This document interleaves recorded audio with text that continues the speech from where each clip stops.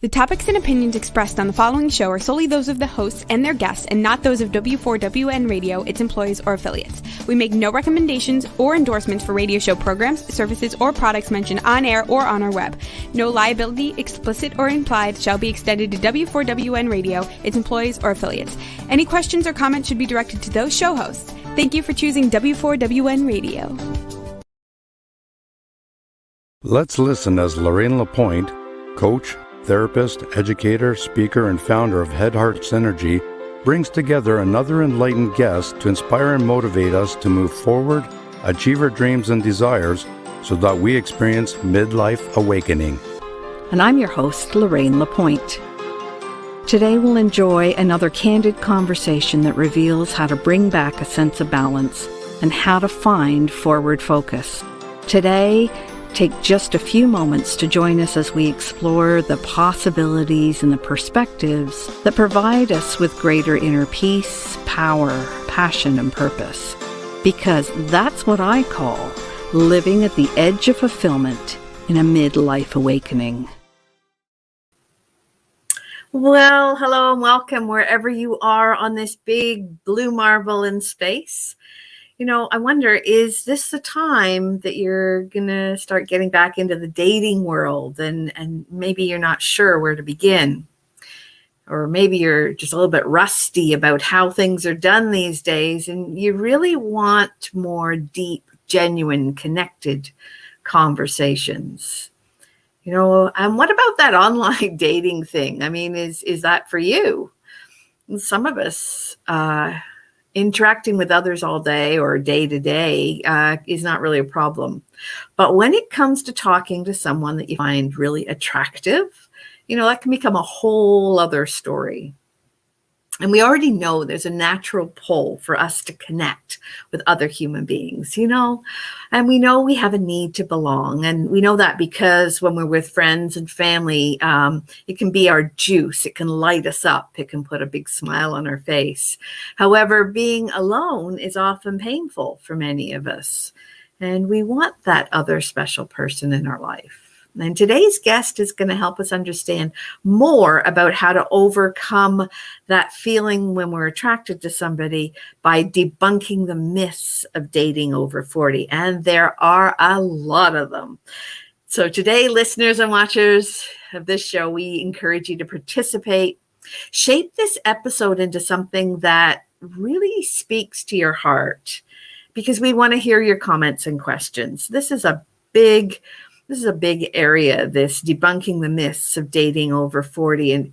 But every time you hear a comment, whether you're live here with us now or listening to a podcast recording, one of the great things that happens on this show, The Edge of Fulfillment, is that my company, Head Heart Synergy, has an opportunity to give to a project through b1g1.com, so that as life improves for you with comments and questions and you get answers, then it also gets better for someone else in the world, because for every interaction on this show or every time it's downloaded, we provide 1 day of access to clean water wherever it's needed most in the world.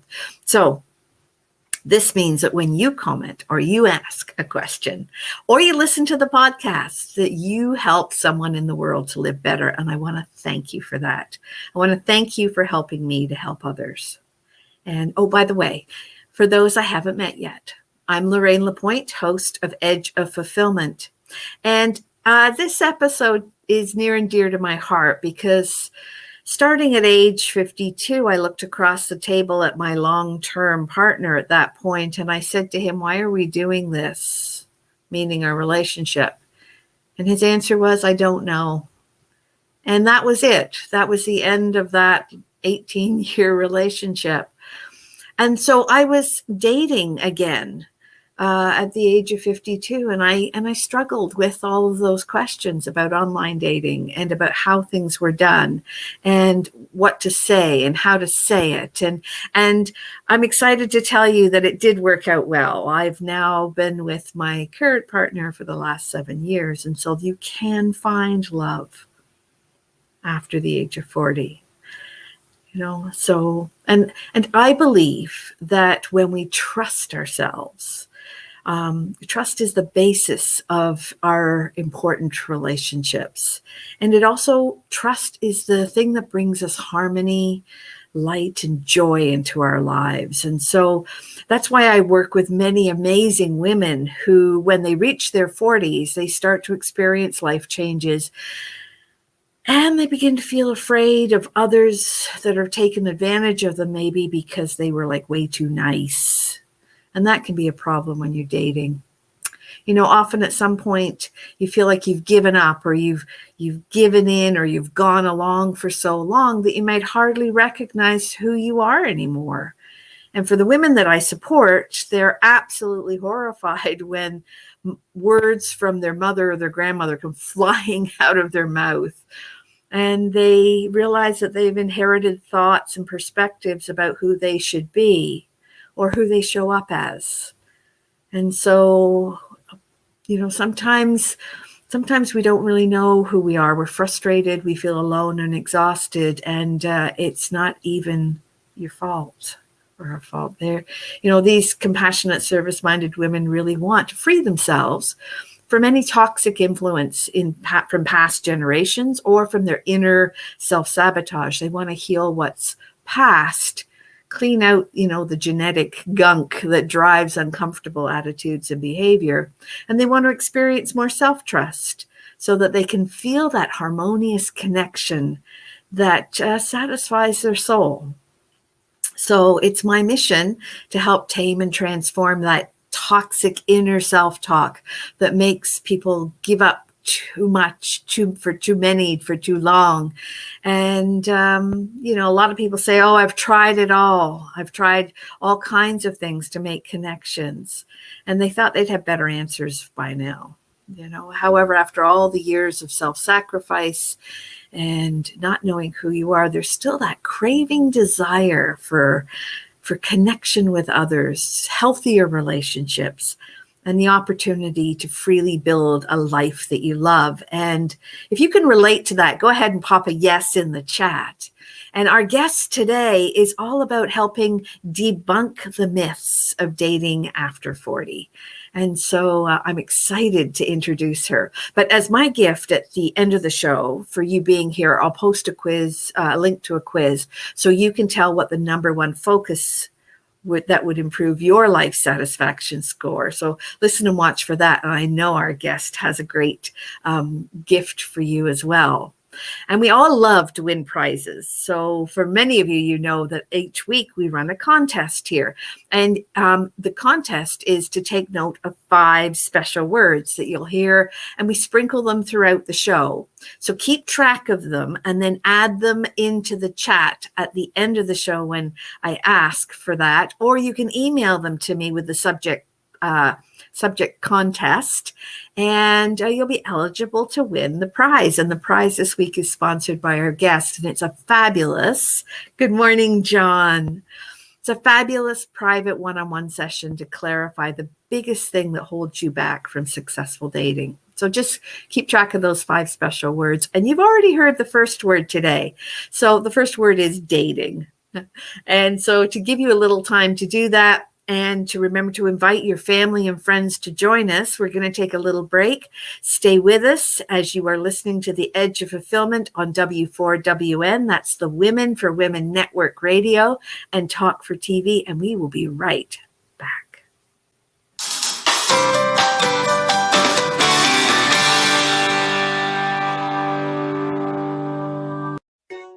Did you know video is the future on content? There are 3 good reasons why video is the future of content. Number 1, videos are often more engaging than simple pictures or music alone. Number 2, it's much easier to tell your story through video. Number 3, because we love to watch video, they go viral much faster. Hey, notice you're still watching right now. See how well it works. Next time we can play your video here instead. Ask me how. Shine online on Talk4TV and W4WN Radio.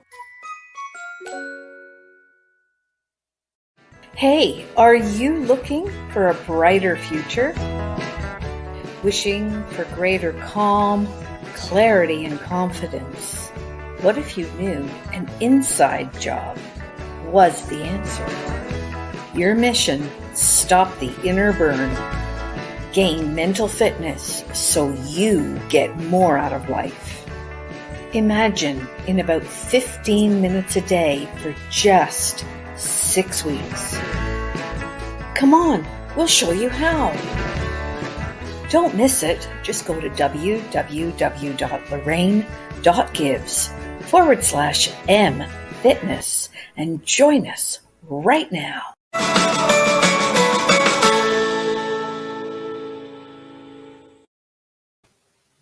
So welcome back. Let's do a quick recap. This week's contest is to win a private session with Barbara, our guest, to help you clarify what's holding you back from successful dating. And we've already heard one of the 5 special words that you'll need to put in the comments at the end of the show to be eligible for the draw for this week's prize. So don't add them yet.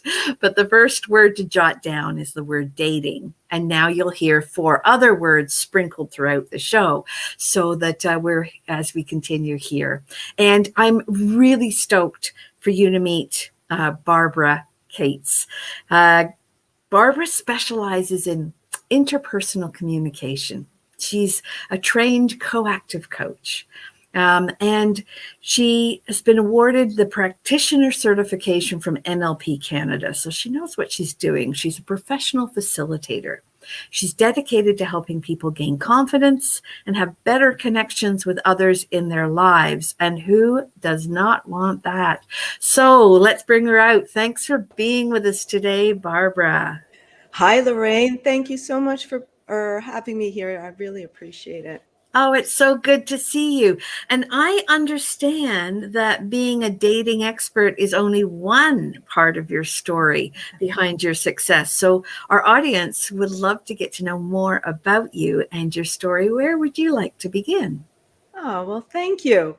So I've been an entrepreneur for over 30 years, long journey. So in a previous life to what I was doing now, I actually used to have a special event company, and I worked with a lot of corporate clients, and I'd often hear from people, you're so easy to talk to, and it's just so easy to have a great conversation with you. How do you do that? And I thought, I don't know. I don't know how I do that. And simultaneous to that, I've always been a proponent of self-growth. So back in 2000, there was this fad thing that was starting called coaching. And I thought, I wonder what that's all about. And I took a course, a first course in a series of courses just for my own personal growth. And I thought, I love this. This is awesome. I'm learning so much about myself. I'll just take the next one. And how many months later, I've taken all of them for my own personal growth. And it just, expanded me beyond belief. And I decided, you know what, I'm really enjoying this. And I want to marry that with people always saying to me, how do you communicate with such clarity and with grace? And I thought, you know what, I want to help business professionals to do that more. So I started doing coaching with mostly people in the tech and the finance industry that were just absolutely brilliant at what they did. However, as far as, for them to be able to move up the corporate ladder, what was holding them back was their communication skills. So I worked with different professionals on the communication side, loved it, and I teamed up with a colleague, and we started doing different types of workshops. Just so happens, we did a workshop for a singles group, singles over 40. And it was about how to have a great conversation. And it was amazing. We started talking about body language, and it was a male colleague. We did a couple of demos around, understanding if someone's flirting with you. And it just went crazy. We didn't expect for it to take off. That was like a tiny little section about the whole communication actual workshop. And everything stopped from there. It was talked about online dating, and the organizer came up to us afterwards. They said, we need to have you back. We want a whole workshop on flirting and body language and online dating. And, we were both shocked. And we thought, all right, that's interesting. That's not really what we do, but all right, let's go. Let's go with it. Right. So we infused our own philosophy in the world about how to communicate better. And so we, in a couple of weeks, we came back to the same group. We had, I think it was 125 people show up for a workshop called, Excuse Me, Are You Flirting With Me? It was fun. It was playful. It gave permission to people to just be their genuine, authentic self, and all the things that go on in their head about what they thought dating was about and who they had to be and the masks they were wearing. We just said, check that at the door. You're just here in a container. We're putting you to the experimentation bubble, and everybody gave each other permission to just be themselves and have real conversations. And I got to tell you, we worked with that group for 4 years. And every time we ran a workshop on different subjects as far as dating, we had 100 people, 100 people, 100 people. People would come back. I also did another fun game called Mythbusters. And it was all about how to understand the opposite sex's perspective. And it was all about just being your genuine self. Well, and how amazing, that you just stumbled into this, but you've actually hit on an area that can cause a great deal of discomfort for people. And especially those over 40 who are, like, I will say, new to the dating scene, new back again after perhaps a long relationship. And so can you tell us a little bit more about the whole concept of flirting? Because I think sometimes people aren't even sure what that exactly is. So absolutely. And it scares people. It makes them so uncomfortable. It's, regardless of how old you are, all of a sudden, every single insecurity you ever had in junior high or high school just comes flooding back. You might be an extremely successful professional and, are able to give presentations, no problem. And then you get into this new situation and you're like back in high school, right?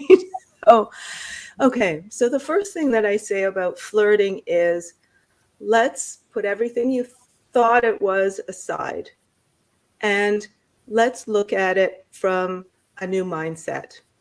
So think about flirting as in letting somebody know that you're open to being approached. That's it. Let's take all that pressure off yourself, right? Well, I think people think that they have to be on like in a show. They have to perform when they flirt with others. So I love that you've tweaked that to just be open to be approached for a conversation. That feels so much better. So go on. Absolutely. I mean, we put so much pressure on ourselves, especially in this respect, and we have to be perfect and we have to look perfect. We have to say the perfect thing. Breathe. Right? Give yourself a break. You're in a state of anxiety. The other people are probably in a state of anxiety, right? You want to remember that flirting is natural. Like our grandparents did it. If they hadn't done it, we literally would not be here today, right? It is a natural thing. When you are more relaxed about it, your natural body language cues just come out, right? And it's about being more comfortable in your own skin, to have more genuine, connected conversations and interactions with people. And can I say that good morning, Angeline, good to see you today. And good morning, John, from earlier. And can I say that body language is actually one of our 5 special words? So we've actually heard a couple of extra of those special words, but body language, dating was our first, body language is our second. And I understand that you have expertise in that area. Well, I do. I do. That's actually one of the workshops that I do. And it's about understanding body language cues. You know, men and women both give off different types of body language when they're interested in someone. And as I said, these come very naturally if you let them. And the interesting thing about body language is it's twofold. The first piece is watching what someone else is doing. So you're looking for body language cues. And the second piece is being aware about what you're doing. So for instance, if you're flirting with somebody, one of the things that happens is called preening. So both men and women do it.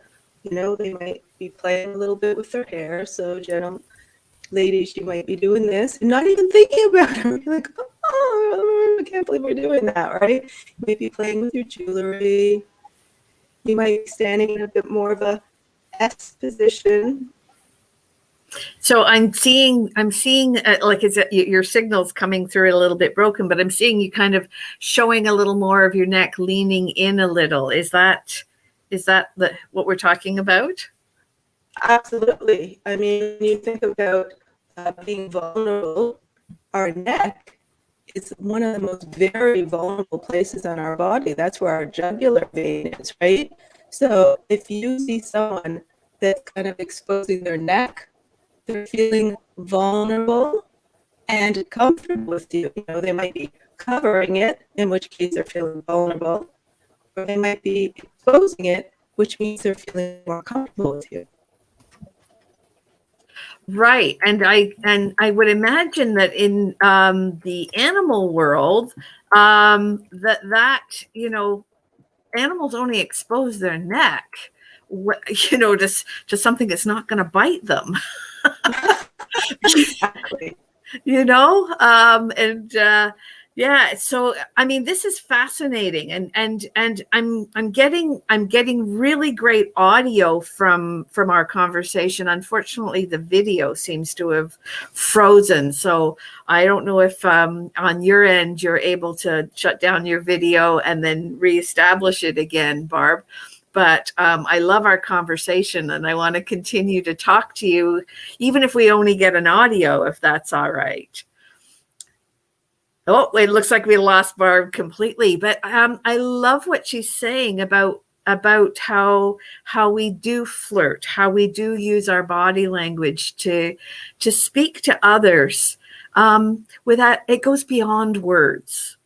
So one of the things that I know that from our conversations earlier is that Barb has deep expertise about these concepts about body language and online dating. And I also know that she loves oracle cards. So while she's getting her camera sorted out and her audio sorted out, I'm going to do what we do on all of our shows, or almost all of our shows. I'm going to pull an oracle card.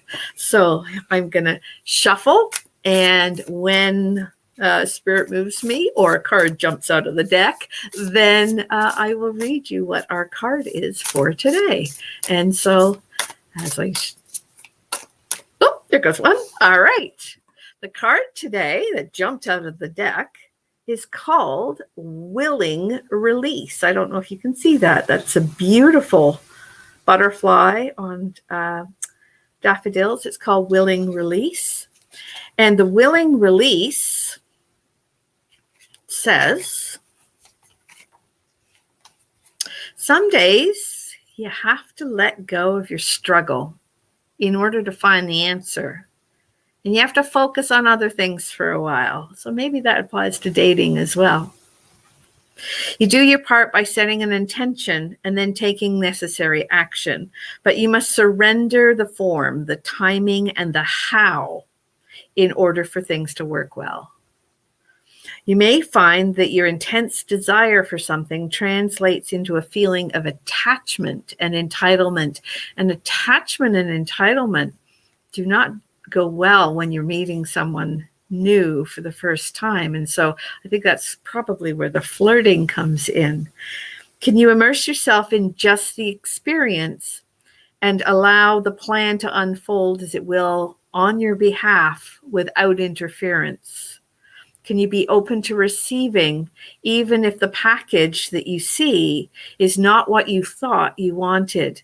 Oh, that I think has some really serious ramifications for dating. So let's talk some more about that.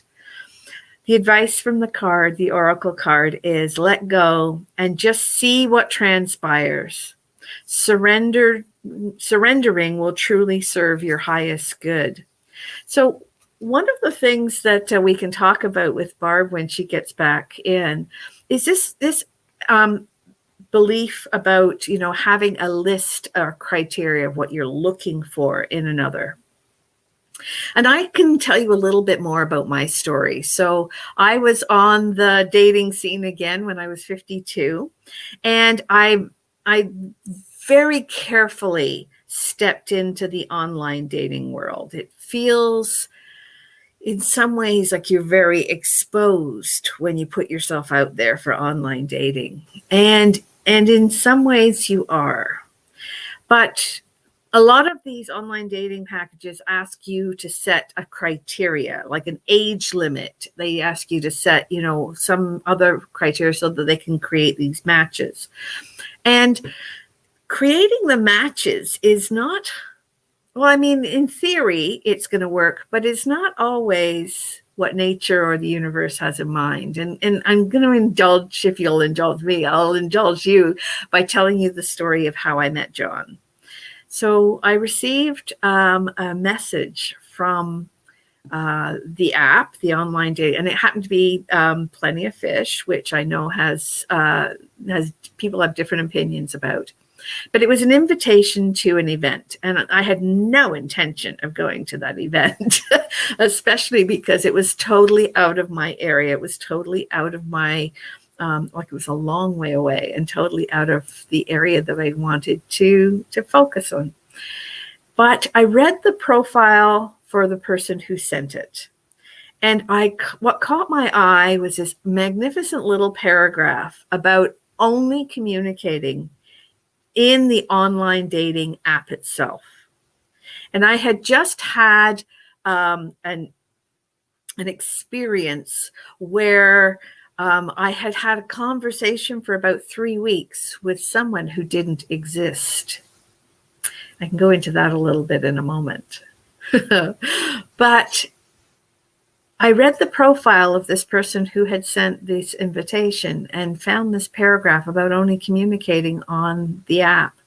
And so I simply responded and I said, I hope you don't mind, but I'm going to steal your paragraph. And that's how I met John. And we just started in a very authentic way, communicating back and forth and back and forth. And that was the start of it all. So although we've talked a little bit about flirting, the flirting came next. It was the connection first and then the flirting. So you're probably curious, and go ahead and say curious if you put that word in the chat, and we'll make that one of our special words. Probably curious about how you can connect with someone online who doesn't exist. Well, you have to watch carefully and use your intuition, because there are a number of people that are out there who will create a false profile, and then what they're trying to do is entice you into a relationship by figuring out how, what you like and what you don't like and who you are. And I mean, the bottom line is they're scam artists and they're looking for money. But go with your intuitive sense. And don't believe for a second if something real shows up at your door. For me, it was a lovely bouquet of flowers. And the lovely bouquet of flowers, see, something was real. And so, yes, exactly, Rachel. It's called catfishing. So something real showed up, and because the flowers were real, the assumption in your mind is that the person is real. And that's not necessarily true, because what followed hot on the heels of that, of course, was a request for money. And don't ever send somebody that you've met online money. The other piece of it, of course, is if you are going to meet somebody online, you make sure that you meet them in a public place and somewhere where you're feeling safe. And I know that Barb talks a lot about flirting and body language, and flirting is the bottom line for me is basically play. Being playful and enjoying the company of someone else without any expectation. And it's the expectation, that sense of, having a criteria. And here's a myth I think that could be debunked, is that we need to set a criteria, and then the person that we meet needs to be looked at as a check, check there, this, check, tall, dark, handsome, rich, available. And I'm not saying don't have a criteria for yourself. But what I'm saying is don't bring that criteria into the conversation, because sometimes the person that we meet is not what we anticipated at all. And for instance, like when I met my partner, John, he age-wise, geography-wise, all sorts of other criteria. If you'd said to me, this is going to be a match, I would have said, you're crazy. It's not going to work. And here we are 7 years later. So just my suggestion is to bring in that sense of playfulness into any meeting that you have with someone new, and let them see the joy in you. Now, one of the things as a mindset wellness coach that I understand fully is that we can't step into that authenticity unless we trust ourselves. And so at the beginning of the show, I talked a little bit about self-trust and the importance of self-trust being the root of a good relationship, because if you can't trust yourself, you can't trust others. And the way we learn to trust ourselves is one step at a time, being present in a relationship. And one of the myths I'd like to debunk as well is that sense of you have to be funny, you have to be, the comedian, you have to lead the conversation, you have to be an interesting person, or that negative self-talk that says you're not interesting enough. You're not somebody who's attractive. And I love to work with, especially women, to dial down the negative self-talk, dial down those conversations in your head that talk about what you aren't, not enough of, or that this won't work for you, or because those voices that you hear, we call them saboteurs. There are actually 10 of them. And so at any point in time, one of the 10 saboteurs can be hijacking you and convincing you that you're not good enough to have a conversation with someone that you find attractive, or that you won't be attractive to them. And so I invite you to be present in the moment. Allow yourself and trust yourself to step into that present moment. And if you need some help with that, I'm happy to share with you some exercises and activities that you can do to help yourself become present in the moment. And it looks like at this point that we're having a little bit of trouble to reconnect. And so I'm going to say we'll be back right after this commercial, and hopefully we can reconnect with Barb and she can talk about some more ways to debunk the myths of dating after 40. We'll be right back.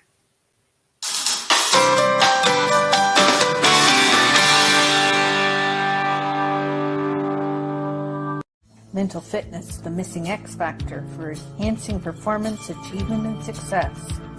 Mental fitness empowers you with the magic of 3.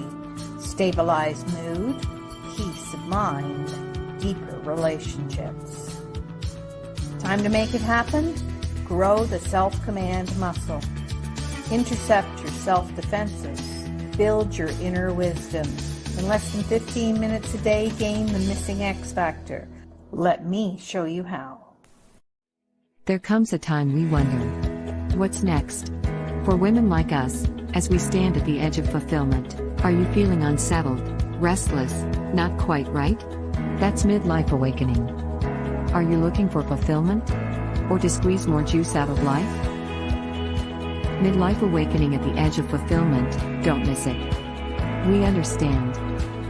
By phone or laptop, wherever you are, come join us. Friday 10 a.m. Eastern Time, on Head Heart Synergy Facebook business page, or here, on the Women for Women Network Radio and Talk 4 TV.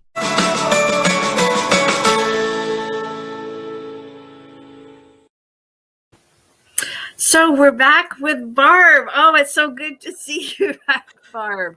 Technical difficulty. So sorry about that. Where were we? That's okay. We were talking about debunking the myths of dating after 40. And I just finished telling a bit of a story about my experience of meeting John online. And I'm wondering, do you have either a myth that you'd like to debunk for our listeners, or do you have some advice about online dating? Or perhaps it's both. Okay, well, why don't I have a myth that I want to debunk about online dating? We'll wrap it all up into one. Awesome. Okay. All right. Online dating. For people coming back into the dating world over 40, people get really stressed out about, oh, what's different? What's new? What's different? I don't know where to begin, especially with this whole technology thing. So myth number 1 that I want to debunk right off the top is, if you're over 40, for the most part, dating is the same because we're dealing with other human beings, right? We're dealing with other human beings. So just let that myth go, in that you think it's completely different. Yes, there are some new technologies out there like online dating. So question is, do you even want to do it? You know, people say, I have to be online. I have to be online. No, you don't. The bottom line is, what is it that you're comfortable with? If you feel like, hey, you know, the advantages of online dating is, number 1, you have a bigger geographic reach of the type of people that you'd be able to meet. Number 2, you could sit at home in the evening in your jammies and your fuzzy bunny slippers and, you know, have a beverage and go online. And there's a world of other people online as well. So there is an ease and a convenience around online dating. Do you need to do it?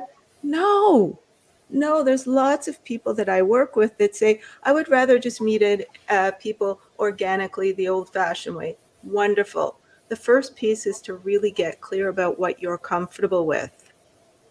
So is online dating, can people find a wonderful other potential mate online? Absolutely. You know, here's another myth. There's no good people online. You know, not true. Not true. I would say about 50% of my clients that I work with have found long-term, loving, supportive, healthy relationships with people they have met online. Yeah, John just said, like, the scientific method to dating, like an old 2007 NBC TV show. Yeah, and while you were trying to log back in, I told listeners and viewers my story, 2 stories actually. One of having a relationship with someone who didn't exist online, which is something we have to be careful of. But the other is meeting John 7 years ago. And he was completely out of my geographic area. If it weren't for online dating, we would never have had an opportunity to connect. And Absolutely. So there's pros and cons, but I love your advice about do what you're comfortable doing and don't feel that you have to do online dating in order to find someone. No. Yeah. I mean, dating is stressful enough. So the first piece is really getting clear on what you're comfortable with and starting there. Yeah, we talked a little bit as well of while you were coming on about self-trust and showing up playfully and authentically. So can you talk a little bit more about the myths around that? Like and how we need to show up in terms of in when we meet someone, because sometimes people have not dated since they were yay high. Absolutely. So a lot of the times we think, number one, we need to be perfect. Myth right there. I challenge you to find another perfect human being. Does not exist. So we put a lot of pressure on ourselves that we have to look a certain way and speak a certain way and talk about this and then we end up putting on this mask of who we think the other person wants us to be. Number one, it's exhausting. Number two, it's inauthentic. And number three, eventually you're going to get busted, right? If you're trying to be somebody you're not, even if you can keep that up for a month, 2 months, 6 months, eventually it's just going to get too exhausting. And you're like, I hate doing that. But I thought you loved it. Well, I only did it because you were like, right?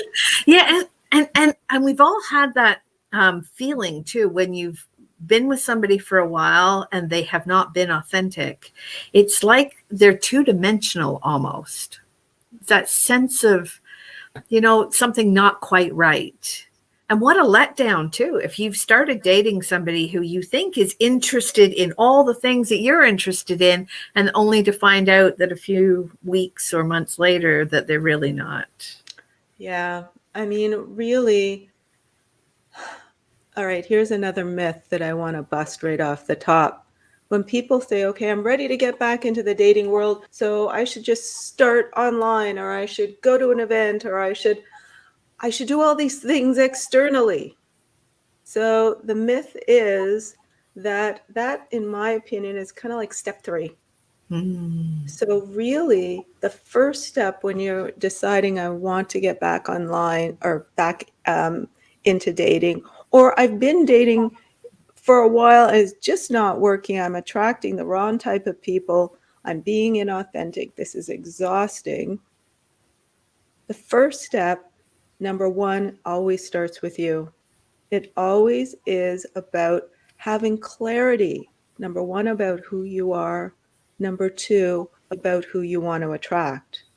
Because when you get that clarity right off the hop, it's the equivalent of deciding I want to go buy a car, right? And you're like, well, what kind of a car do I want? Well, I want it to have some wheels and a steering wheel would be good. And I want it red, right? It's like, or I think I want red, but I might like blue.